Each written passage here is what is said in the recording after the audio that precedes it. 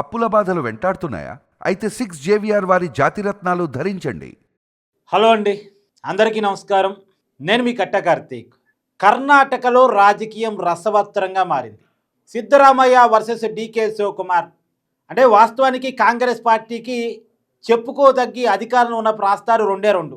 ఒకటి కర్ణాటక, రెండు తెలంగాణ. తిరిగి రెండు రాష్ట్రాల్లో అధికారం వస్తుందా అంటే ఒక క్వశ్చన్ మార్క్ కనపడతా ఉంది. ఈ సమయంలో కర్ణాటకలో ఉన్న 5 సంవత్సరాల అధికారాన్ని ప్రశాంతంగా అనుభవించగలిగే పరిస్థితిలో కాంగ్రెస్ ప్రభుత్వం ఉందా అంటే అది కూడా క్వశ్చన్ మార్కే కనపడతా ఉంది. ఎందుకంటే ఈ పంచాయతీ డీకే శివకుమార్ వర్సెస్ సిద్ధరామయ్య పంచాయతీ ఇవాళ స్టార్ట్ అయిందేం కాదు. ముఖ్యమంత్రి పదవి కేటాయించే నాడే స్టార్ట్ అయింది. కానీ ఆనాడు కాంగ్రెస్ పార్టీ అధిష్టానం ఒక ఫార్ములా ప్రకటించి 2.5 years కాంగ్రెస్కి ఈ ఫార్ములా కొద్దిగా అలవాటు. సిద్ధరామయ్యకి 2.5 years, డీకేకి 2.5 years సీఎం ఫార్ములా ప్రకటించేసి కేటాయించడం జరిగింది. ముందుగా సిద్ధరామయ్యని ముఖ్యమంత్రి చేశారు. ఇప్పుడు 2.5 years సిద్ధరామయ్య గవర్నమెంట్ అంటే పీరియడ్ అయిపోయింది. మీ పీరియడ్ అయిపోయింది కదా, మీరు దిగండి, నేను సీఎం సీట్ తీసుకుంటానని కర్ణాటక డిప్యూటీ సీఎం డీకే శివకుమార్ అంటున్నాడు. దిగటానికి సిద్ధరామయ్య ససేమేరా అంటున్నాడు. ఎందుకు? ఇది చివరిసారి, నేను మళ్ళా ముఖ్యమంత్రి కాలేను, నేను రిటైర్మెంట్ తీసుకుంటాను పొలిటికల్గా, ఈ ఒక్కసారికి నన్నే చివరిదాకా ఉండనివ్వండి, కావాలంటే వచ్చే ఎన్నికలే డీకే శివకుమారే ముఖ్యమంత్రి అభ్యర్థి చెప్పుకొని వెళ్ళండి ఎన్నికలకి అనేది సిద్ధరామయ్య ప్రపోజల్. వచ్చే ఎన్నికలకి రాజెవడో రెడ్డెవడో పరిస్థితి ఎలా ఉంటుందో తెలియదు. వచ్చే ఎన్నికల్లో తిరిగి కాంగ్రెస్ పార్టీ గెలిచిద్దో లేదో తెలియదు. సిద్ధరామయ్య మీద తీవ్రమైన వ్యతిరేకత ఉంది. తిరిగి కాంగ్రెస్ పార్టీ అధికారంలోకి రాదు. సిద్ధరామయ్య కనుక గవర్నమెంట్ ముఖ్యమంత్రిగా ఉంటే నాకు సీఎం సీట్ ఇస్తే అధికారాన్ని తీసుకొస్తాను తిరిగి అనేది డీకే శివకుమార్ వర్షన్. ఎవరి వర్షన్ వాళ్ళకుంది. అసలు నాకు సీఎం సీట్ ఇస్తానంటే కదా పార్టీని కష్టపడి గెలిపించుకున్నాను, ఇన్ని కోట్లు ఖర్చు పెట్టాను అనేది డీకే శివకుమార్ వర్షన్. వీళ్ళ ఇద్దరు వర్షన్ల మధ్య కాంగ్రెస్ పార్టీ అధిష్టానం తలబట్టుకుంటా ఉంది. అయితే ఇప్పుడు సరికొత్తగా తెలుస్తున్న ఒక సమాచారం ఏంటంటే సిద్ధరామయ్య ఒక రకంగా మెలిక పెట్టాడు.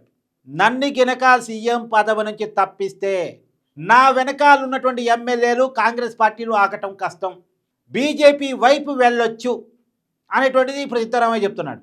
అంటే ఇండైరెక్ట్గా బ్లాక్మెయిల్ చేస్తున్నాడా, బెదిరిస్తున్నాడా, ఇక అది మీరే ఆలోచించుకోండి. అంటే ఒకవేళ తన కినక ముఖ్యమంత్రి పదవి ఇవ్వకపోతే, అంటే పదవి ఉంచకపోతే, పదవి కినక పీకేస్తే, మార్చితే నా వెనకాల ఉన్న ఎమ్మెల్యేలు బీజేపీలో పోతారు. అప్పుడు గవర్నమెంట్ కాంగ్రెస్ పార్టీ చేతిలో చేజారిపోయింది. సో మొత్తానికి నన్ను సీఎం పదవి నుంచి తీసేస్తే గవర్నమెంట్ ఉండదని చెప్తున్నాడు. ఎమ్మెల్యేలో ఎక్కువ మంది సిద్ధరామయ్య మద్దతుదారులే. సిద్ధరామయ్యకి జనంలో బలం ఉంది, కొన్ని సామాజిక వర్గాల్లో, అలాగే ఎమ్మెల్యేలు ఎక్కువ మంది బలం ఉంది. తర్వాత డీకే శివకుమార్కి పార్టీలోనేమో మంచి హోల్డ్ ఉంది, జనాల్లో కూడా ఒక బలం ఉంది. ఇద్దరు జనబలం ఉన్న నాయకులే. కాకపోతే ఎమ్మెల్యేలో సిద్ధరామయ్యకి ఎక్కువ బలం ఉంది, పార్టీలో డీకే శివకుమార్కి ఎక్కువ బలం ఉంది. ఇప్పుడు సిద్ధరామయ్య వైపు ఉన్న ఎమ్మెల్యేలు సగం మంది చేజారిపోయినా సరే అధికారం చేజారిపోయింది. గతంలో మధ్యప్రదేశ్లో ఏం జరిగిందో మీకు తెలుసుగా.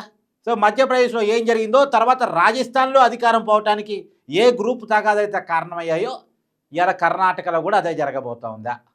కాంగ్రెస్ పార్టీ అధికారాన్ని వాళ్ళే పోగొట్టుకుంటారు. వాళ్ళకి అధికారమేమో అవతల మీద కోపంతో ఇస్తారు, వాళ్ళ చేతిలోకి వచ్చిన అధికారాన్ని వాళ్ళే పోగొట్టుకుంటారు.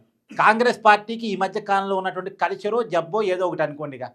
అధికారాన్ని కాంగ్రెస్ పార్టీ కర్ణాటకలో అధికారం రావడానికి కారణం బీజేపీ మీద ఉన్న కోపం. ఇప్పుడు అధికారం పోవటానికి ఉన్న కారణం కాంగ్రెస్ మీద ఉన్నటువంటి కోపం.